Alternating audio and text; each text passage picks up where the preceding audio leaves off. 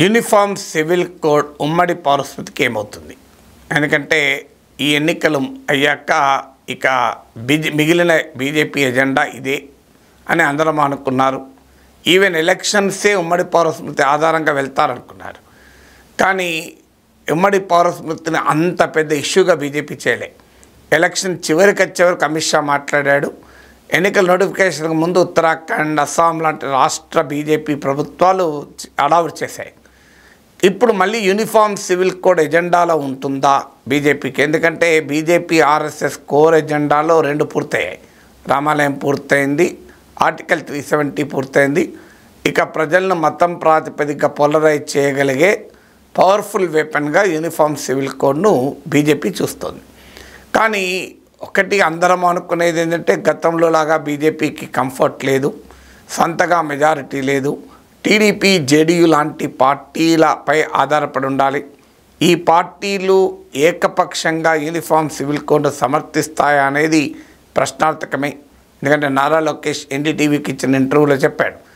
దీని మీద సూటిగా సమాధానం చెప్పకుండా ముస్లిం రిజర్వేషన్లపైనేమో సూటిగానే డిఫర్ అయ్యాడు బీజేపీతోని. ఇది బుజ్జగింపు, సంతుష్టీకరణ కాదు, సామాజిక న్యాయమని. కానీ యూనిఫామ్ సివిల్ కోడ్ వచ్చేటప్పుడు చాలా జాగ్రత్తగా మాట్లాడాడు. నాయుడు గారిని మోడీ గారైనా కన్విన్స్ చేయాలి, లేదా మోడీ గారు నాయుడు గారినైనా కన్విన్స్ చేయాలి. ఇందులో ఎవరో ఒకరు ఇంకొకరిని కన్విన్స్ చేయాలి అని వదిలేశాడు. సో అంటే క్లియర్గా టీడీపీ ఇంకా కన్విన్స్ కాలేదు అనే అంశాన్ని కూడా చెప్పారు. అందువల్ల కన్విన్స్ అవుతుందా అనేది అనుమానమే. జేడీయూ లాంటి పార్టీలు ఎంత మేరకు యూనిఫామ్ సివిల్ కోడ్ ఒప్పుకుంటాయనేది అనుమానమే. అందువల్ల 2024 మ్యాండేట్ రీత్యా బీజేపీకి ఒక ఛాలెంజ్ ఇది. ఇక రెండవ ఛాలెంజ్ ఏంటంటే వితిన్ ద బీజేపీకి కూడా ఇది ఛాలెంజ్గా మారిపోయింది. మీకు బీజేపీ నాయకుడు కీర్తిశేషులు మీకు సుశీల్ కుమార్ మోడీ, బీహార్ బీజేపీ నాయకుడు, ఇటీవల మరణించారు.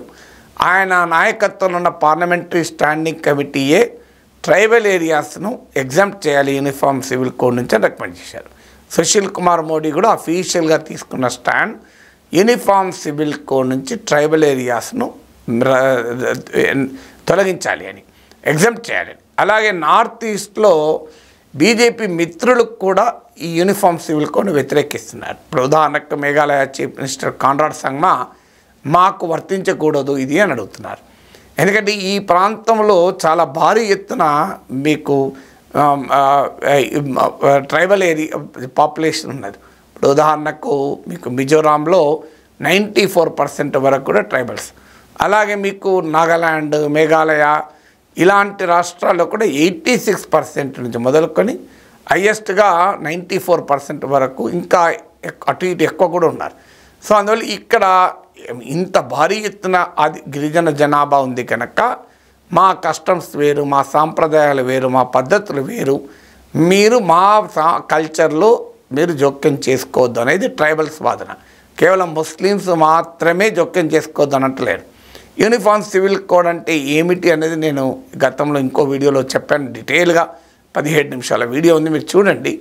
యూనిఫామ్ సివిల్ కోడ్ అంటే ఏంటి, దాంట్లో ఉన్న సాధ్యాసాధ్యాలు ఏంటి, ఇబ్బందులు ఏంటి అనేది చాలా ఎందుకు రావాలి, ఎలా రావాలి కూడా చెప్పాను. సో ఆ వివరాల్లోకి ఈ వీడియోలో వెళ్ళడం లేదు. కానీ ట్రైబల్ ఏరియాస్ నుంచి తీవ్రమైన వ్యతిరేకత వస్తుంది. అంటే బీజేపీకి ఇటీవల కాలంలో ఆక్సిజన్ ఇచ్చిన మిత్రపక్షాలే కాదు, నార్త్ ఈస్ట్లో బీజేపీ మిత్రపక్షాలే కాదు, జార్ఖండ్ లాంటి రాష్ట్రంలో బీజేపీ పార్టీ నాయకులు కూడా దీని పట్ల ఆందోళన వ్యక్తం చేస్తున్నారు. ఇక మధ్యప్రదేశ్, ఛత్తీస్గఢ్లోనేమో ట్రైబల్ ఏరియాస్లో కూడా బీజేపీ స్వీప్ చేసింది.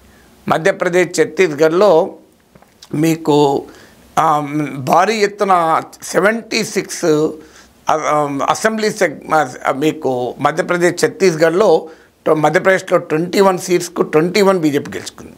29 సీట్స్ గెలుచుకుంది. ఈవెన్ అసెంబ్లీ ఎన్నికల్లో కూడా ట్రైబల్ ఏరియాస్లో భారీ విజయాలు సాధించింది.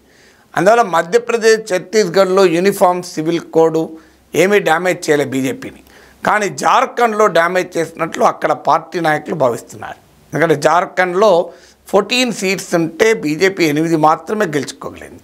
అయితే హేమంత్ సోరెన్ అరెస్ట్ కూడా దెబ్బతీసిందని భావిస్తున్నారు. దాంతోపాటు యూనిఫామ్ సివిల్ కోడ్ కూడా ఉమ్మడి పౌరస్మృతి కూడా మమ్మల్ని ఎంతో కొంత దెబ్బతీసిందని జార్ఖండ్ బీజేపీ భావిస్తోంది. అంటే అంతటా సిమిలర్ ఇంపాక్ట్ ఉండకపోవచ్చు యూనిఫామ్ సివిల్ కోడ్, కానీ కొన్ని చోట్ల ఇది తీవ్రమైన ప్రభావాన్ని చూపే అవకాశం ఉంది ట్రైబల్ ఏరియాస్లో. అందుకే బీజేపీ పార్టీ నుంచి దాని మిత్రపక్షాల నుంచి కీలకమైన అభ్యంతరాలు వస్తున్నాయి కనుక యూనిఫామ్ సివిల్ కోడ్ను బహుశా భారతీయ జనతా పార్టీ కోల్డ్ స్టోరేజ్లో పెట్టచ్చు. ఎన్నికల సమయానికి మళ్ళీ 29లో బలమైన పోలరైజేషన్ ఇష్యూగా ఇంకా వేరేదేమీ లేనప్పుడు దీన్ని ఉపయోగించుకునే ప్రయత్నం చేయొచ్చు, కానీ అంత తొందరగా దీనిపైన కదలిక ఉంటుందని నేను అనుకోను.